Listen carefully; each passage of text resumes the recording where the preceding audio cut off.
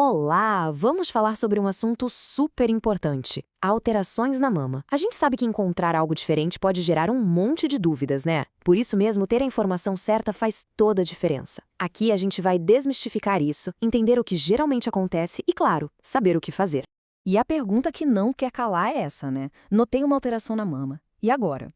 Pois é, achar um nódulo, sentir uma dor que não estava ali, qualquer coisinha diferente já acende um alerta. E essa preocupação é super normal, totalmente compreensível.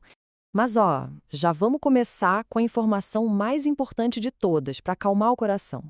A imensa maioria das alterações na mama não é câncer. Sério. E o nosso papo aqui hoje é justamente para explicar o porquê disso, sabe? Para que a informação traga um pouco mais de clareza e, quem sabe, de tranquilidade. Então vamos lá. Para começar, é bom saber que essa preocupação é uma coisa super comum. E sabe por quê? Porque os sintomas também são. Olha só esse número, que impressionante: 70%. É isso mesmo, cerca de 70% das mulheres vão sentir dor na mama. O nome técnico é mastalgia, em algum momento da vida. Ou seja, é uma experiência muito, mas muito compartilhada. E um detalhe interessante é que essa dor se divide em dois tipos principais. Tem a dor cíclica, que, como o nome já diz, está ligada ao ciclo menstrual. Geralmente ela aparece nas duas mamas, é mais espalhada. E tem a acíclica, que não tem nada a ver com ciclo. Essa costuma ser de um lado só, bem localizada, tipo uma pontada. Só de entender essa diferença já ajuda a gente a colocar o sintoma em perspectiva, né?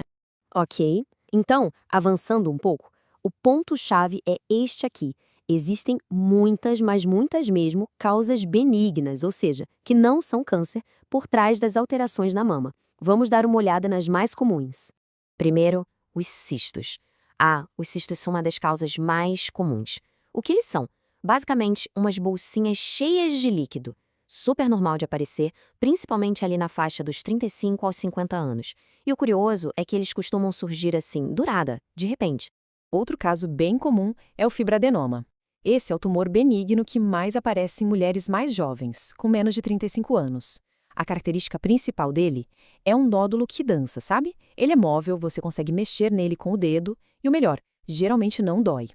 E olha que legal essa ilustração para a gente entender onde ele fica. Esse diagrama mostra direitinho o fibradenoma ali, dentro do tecido da mama. Dá para ter uma ideia visual bem clara de onde ele se forma.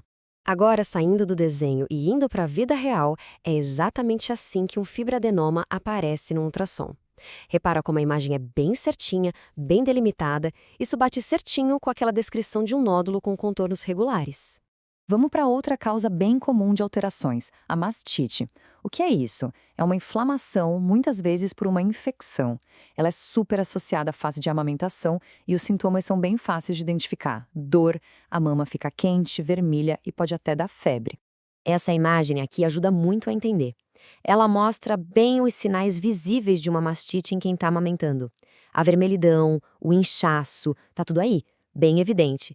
Por isso que o diagnóstico muitas vezes é feito ali mesmo, na consulta. Agora, um ponto super importante. Embora seja menos comum, homens também podem ter alterações na mama. É isso mesmo. E é fundamental a gente quebrar esse tabu. A condição mais conhecida é a ginecomastia. É simplesmente o crescimento do tecido da mama nos homens.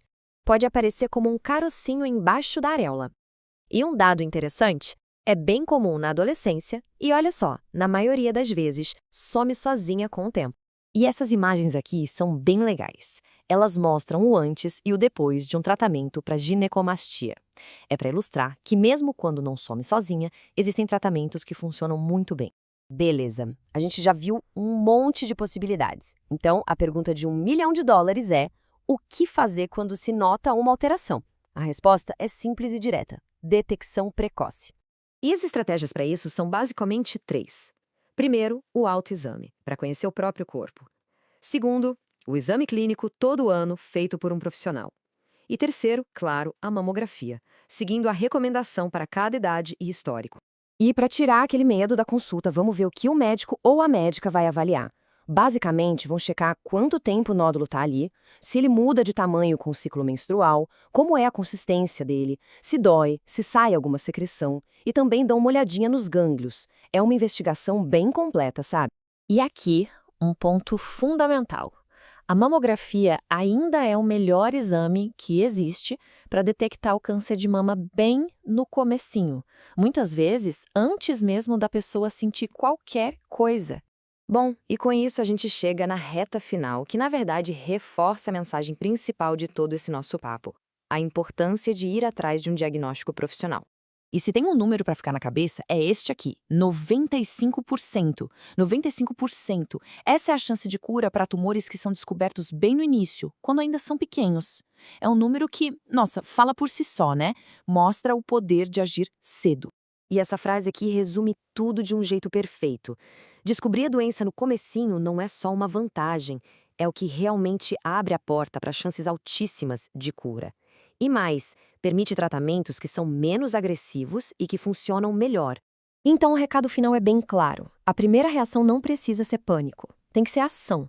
As estatísticas mostram que a maioria dos casos é benigna, mas a palavra final, a confirmação, só vem de uma avaliação profissional. Olha, ter essa informação, entender o que pode acontecer e saber o que fazer, isso é a ferramenta mais poderosa que existe. O conhecimento é o primeiro passo.